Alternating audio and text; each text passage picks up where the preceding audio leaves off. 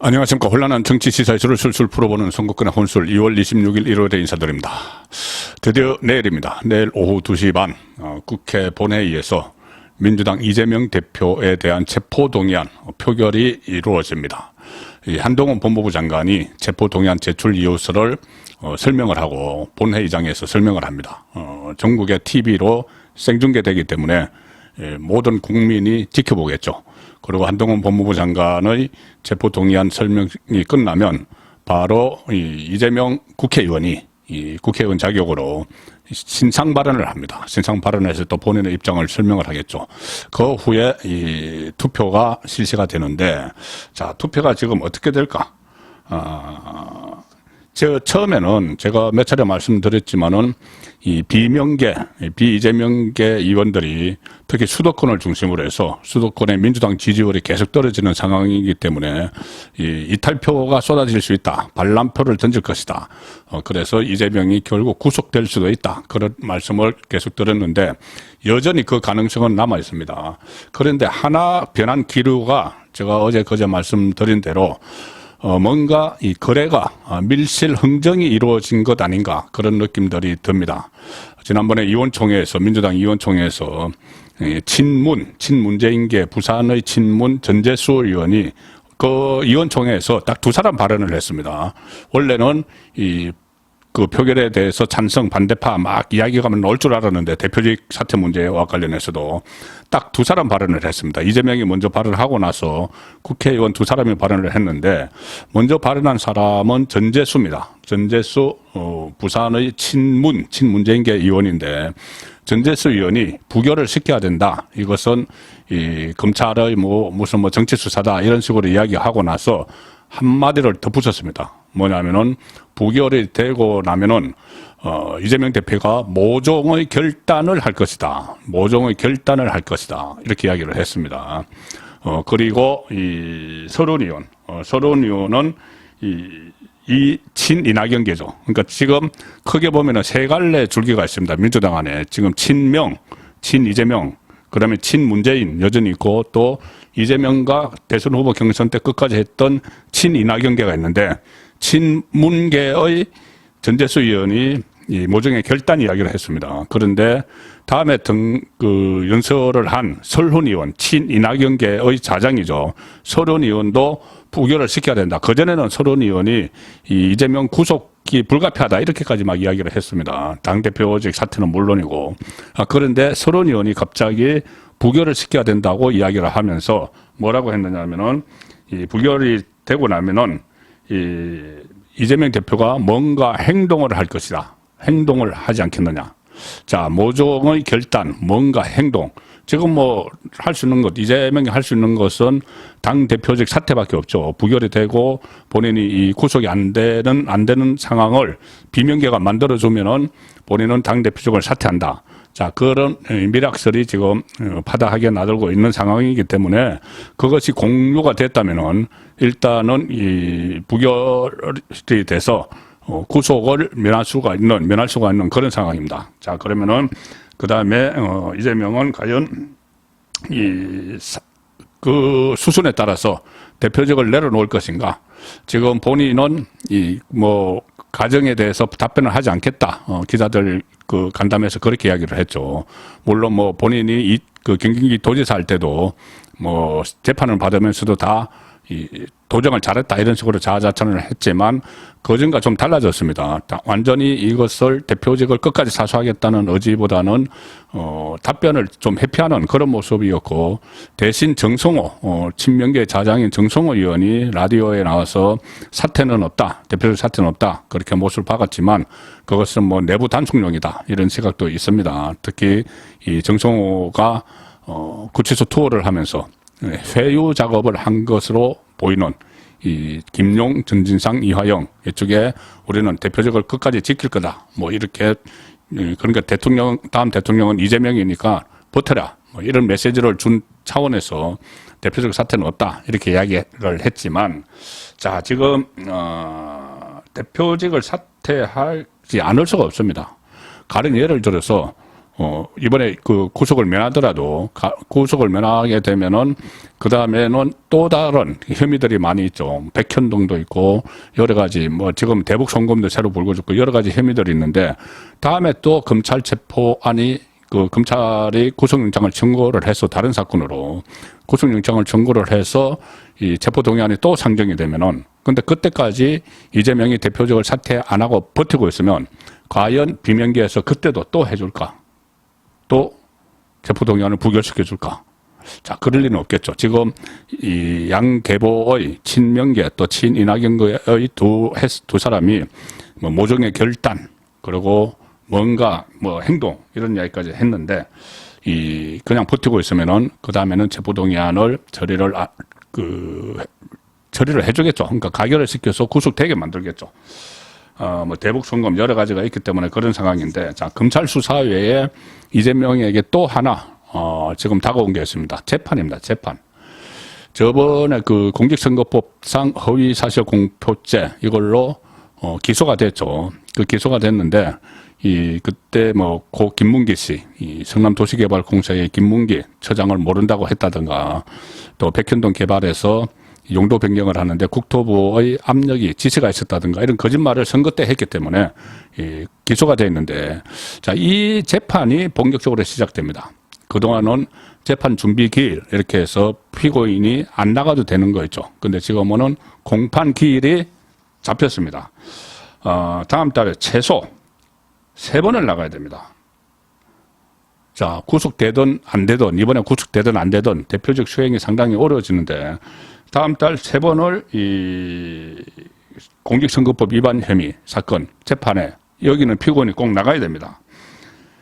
3일, 17일, 3월 3일, 3월 17일, 3월 31일 공판 기일로 지금 지정이 됐습니다.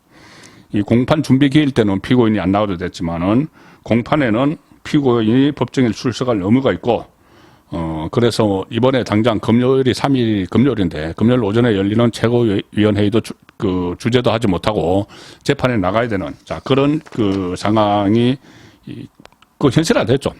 다음 주 금요일에 바로 그러니까 이번 주 금요일에 바로 출석을 해야 되는 그런 상황이고 이 허위사실 공표죄는 그때 많이 이야기가 나왔지만 100만 원 이상의 벌금형이 확정이 되면은 이재명 대표는 공직선거법과 국회법에 따라서 국회의원직을 잃게 됩니다. 그리고 당 대표직도 물론 날아가죠. 그리고 앞으로 5년 동안 피선거권도 박탈돼서 다음 대선에 못 나옵니다. 또 민주당은 400억 원이 넘는 대선 때 선관위로부터 국고 보조받았던 그것을 다시 다 토해내야 되는 자 그런 최악의 상황으로 가는 것이죠. 여기다가 지금 이번에 내일 그 체포동의안이 표결될 여기서 구속이 안 되더라도 재판으로 넘기겠죠. 뭐 불구속으로든 뭐 기소를 해서 재판에 넘기면 이 재판 또 받아야 됩니다. 이 재판 받고 재판은 재판대로 선거법 위반 대장동 성남FC 재판 받으러 다니고 그다음에 또 검찰 수사 백현동 뭐 대북 송금 뭐 쭉 있습니다. 변호사비 대납 이 검찰 수사 또 따로 받으러 검찰에 다녀야 되고 이게 과연 제대로 이 당 대표로서 정상적인 당무를 볼 수가 있는 것인가? 박근혜 전 대통령이 2017년에 한참 재판을 받을 때 주 3, 4회 재판을 받았죠.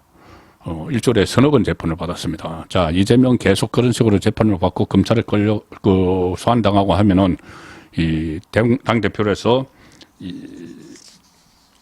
직무를 수행하기는 사실상 불가능해집니다. 자, 여론도 지금 심상치 않습니다. 이재명 체포동의안을 처리를 해야 되느냐, 아니면 당 대표직을 내려놔야 되느냐, 이런 여론조사도 막 실시간되고 있습니다. 물론 여론조사를 보면은 이 민주당 쪽에서는 민주당 지지층은 이재명을 조금 옹호하는 쪽이 많고 국민의힘 지지층은 이재명을 단죄해야 된다는 여론이 많지만 전체적인 국민의 여론을 보면은 오늘 넥스트 리서치라는 여론조사에서 넥스트 리서치가 이 MBN 매일경제신문 의뢰로 조사를 한 결과가 오늘 발표가 됐습니다. 자, 10명 중에 6명은 이재명이 기소가 되면 대표직에서 물러나야 한다. 이렇게 생각을 하고 있는 결과가 나왔습니다.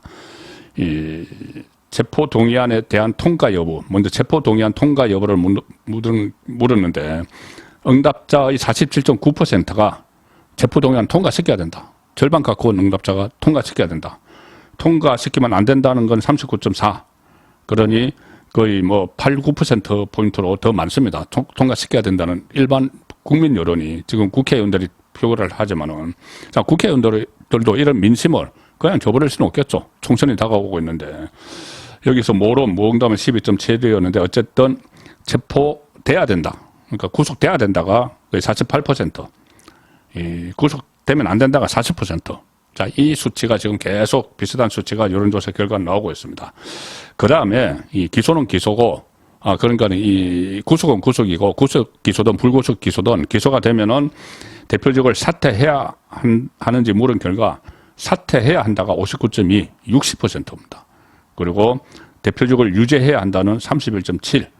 그러니 그 6대 3으로 그 대표적인 사퇴를 해야 된다. 이런 여론조사 결과가 나오기 때문에 이런 여론조사들이 지금 민주당 의원들도 촉각을 곤두세우고 지금 지켜보고 있겠죠. 본인들의 다음에 금배치를 다는지 안 다는지 거기에 여기 그 이재명 변수가 들어있기 때문에 그렇습니다. 이재명이 이렇게 흔들리니까 지금 불펜에서 몸 푸는 선수들도 등장을 해 있죠. 자, 이낙연, 특히 이낙연, 정세균 전 총리입니다. 두 사람 다 문재인 정부에서 총리를 지냈는데 이 두 사람은 대선 후보 경선 때 이재명과 맞붙었죠. 그리고 이낙연은 마지막까지 맞붙었는데 지금 그 이재명이 구속 기로에 선 이 대장동 사건은 그때 같은 진영 내에 이낙연 캠프에서 본격적으로 문제를 제기를 했던 겁니다. 자, 그런데 이렇게 어쨌든 이재명이 지금 흔들리니까 이낙연은 지금 미국에 있는데 뭐 강연을 시작을 했다. 그 말씀을 제가 전에 들었습니다. 강연 정치를 시작을 하고 6월에는 귀국한다. 6월 귀국. 당초 예정된 대로 더 미루지 않고 6월에 귀국한다 하는데 민주당 사태에 따라서 이재명 사태의 전개에 따라서 더 빨리 귀국할 수도 있고 또 한 사람 정세균 전 총리도 지금 정세균 전 총리는 또 한 5개월 만에 영국에서 또 강연을 하면서 몸을 풀기 시작을 한 상황입니다. 그래서 이미 지금 당내 비명계에서는 비이재명계에서는 자 이재명이 물러나고 나면 과연 누구를 등판을 시켜야 되느냐 이렇게 대안이 없다 뭐 이런 말들이 나왔지만 자 그런 그 분위기를 타고 흘러간 정치인으로 완전히 흘러간 줄 알았던 이낙연, 정세균 이 두 사람이 다시 몸을 풀고 있는 자 그리고 이재명이 낙마하면은 바로 투입될 그런 준비를 하고 있습니다. 가령 서른 의원이 그렇게 그 구속을 시켜야 된다고 했다가 이번에 구속시키면 안 된다고 급선회한 것이 결국은 대표직을 사퇴로 전제를 한 것인데 이재명 대표직 사퇴를 하면은 이낙연 체제가 다시 들어서서 다음 총선에서 공천권을 행사를 해서 다음 대선에는 이재명이 아닌 또 이낙연이 나서는 그런 구도를 지금 그리는 것 같습니다. 내일 그 본회의장에서 관전 포인트, 저는 핵심 관전 포인트가 한동훈이라고 봅니다. 한동훈 법무부 장관이 어떻게 보면은 내일 이 제안 설명을 하면서 정치인으로서의 역량이 시험대에 들지 않을까. 자, 그래서 뭐 다른 것보다 무슨 뭐 말주변, 말솜씨로 이렇게 하는 것보다 어떤 정말 이재명이 꼼짝달싹하지 못할 또 TV를 지켜보는 국민들이 그렇구나. 그래서 이재명이 구속돼야 되는구나 하는 핵심 증거들을 내놓을지가 저는 관건이라고 봅니다. 핵심 증거들. 그게 이 한동훈의 실력이겠죠. 자, 핵심 증거들. 물론 수사는 검찰에서 했지만 검찰에서 그 구속영장에 청구한 173페이지, 173쪽 구속영장 청구서 중에서 핵심을 잡아내서 이재명을 꼼짝달싹 못하게 묶는 그 실력, 국민들도 설득을 시키는 그 실력이 내일 발휘될지 봐야 되는데 지금 민주당은 그동안 계속 민주당도 그렇고 이재명도 그렇고 왜 진술만 가지고 하느냐. 유동규, 남욱 진술만 가지고 하느냐. 증거를 내놔라. 자, 그러는데 그 영장 청구서안에 보면은 이재명 구속영장 청구서안에 보면은 여러 가지 증거들이 막 담겨 있습니다. 그리고 또 검찰은 인적, 물적 증거를 충분히 확보했다. 이원석 검찰총장도 그런 이야기를 했죠.